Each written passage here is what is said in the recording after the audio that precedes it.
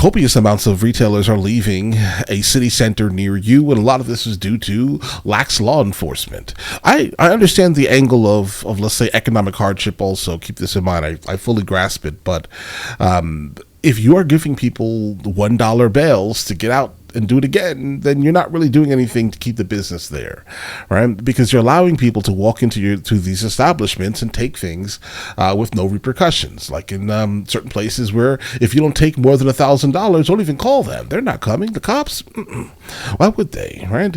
So the issue is here really, if you take away all of the let's say, repercussions for doing terrible things, you cannot be surprised when terrible things keep happening, right? And you cannot also be surprised when these retailers decide to leave your location. Yes, I understand. Your location is going to turn into a desert soon.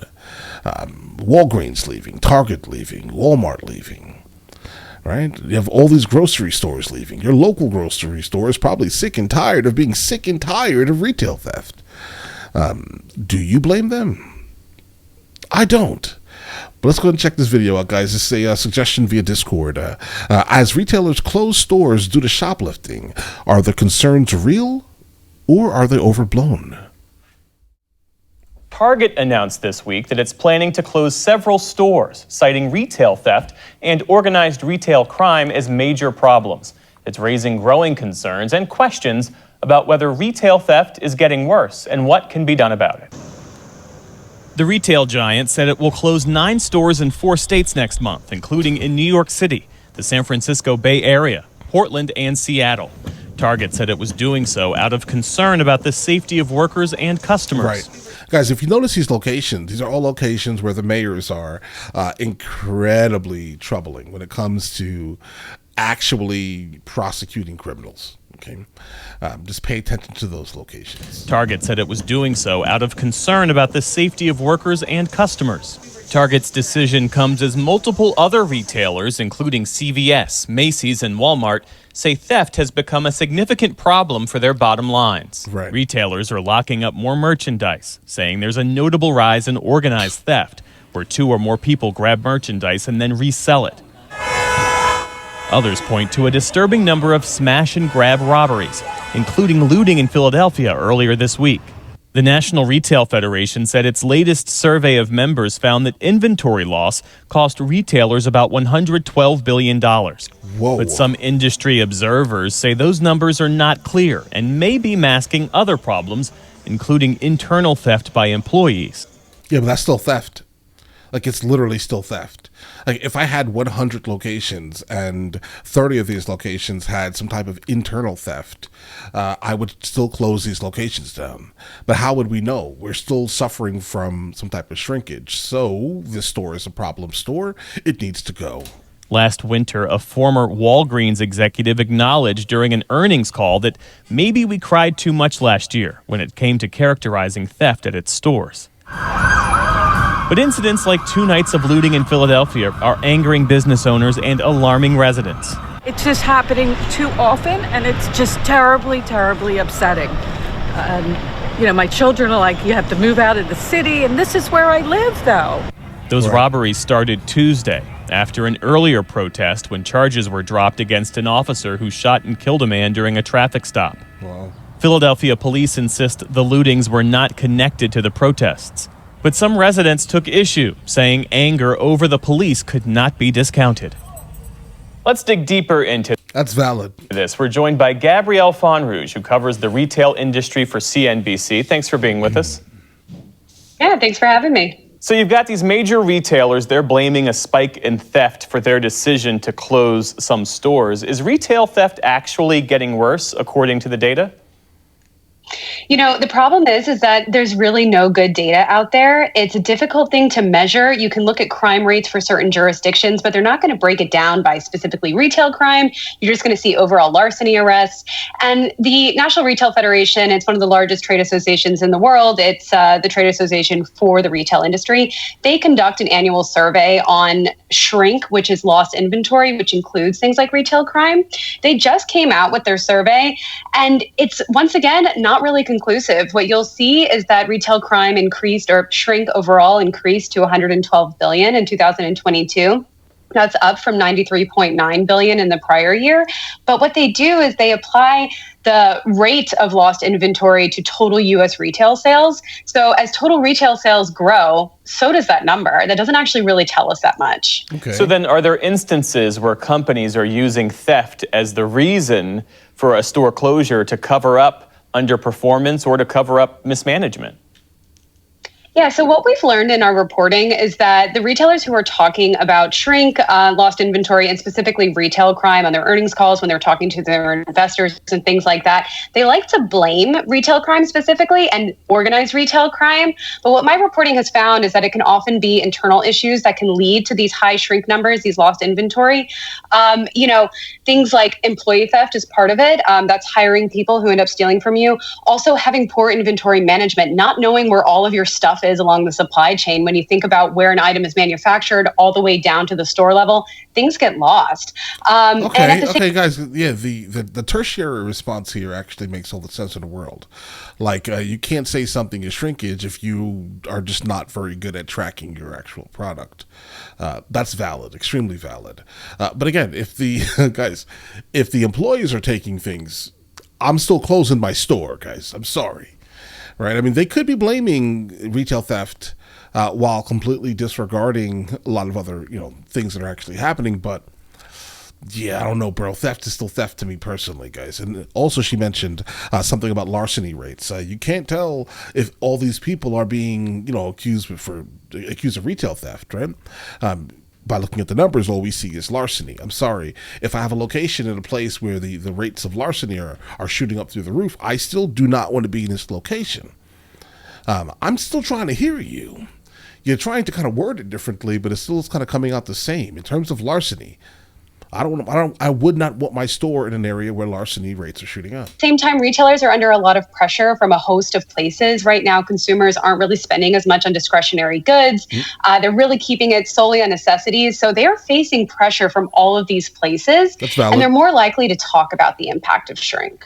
Still, though, there's no denying the uptick in what are these brazen mob-style smash and grab robberies that are plaguing big box stores, they're plaguing upscale retailers. How are companies responding to that? Yeah, so, I mean, you're completely right. We've all seen the videos. These are viral videos showing people running in, grabbing stuff. But these are also isolated incidents, right? Obviously. When you see these things on the news every single day, when you read them in the paper, you must... Right, you start to think that they're happening every single, all over the place. Isolated incident, obviously. Feel like, wow, every retail store is under attack. But when you look at the numbers, that shrink percentage that the NRF came out with, that shows how much inventory retailers are losing as a percentage of sales. And it came out to 1.57. And so a healthy shrink number, every retailer, every company has to plan for lost inventory. It is a cost of doing business. Right, and right. The amount that they plan for is anywhere between 1% to 2.5%. So in the latest survey, it showed 1.57%.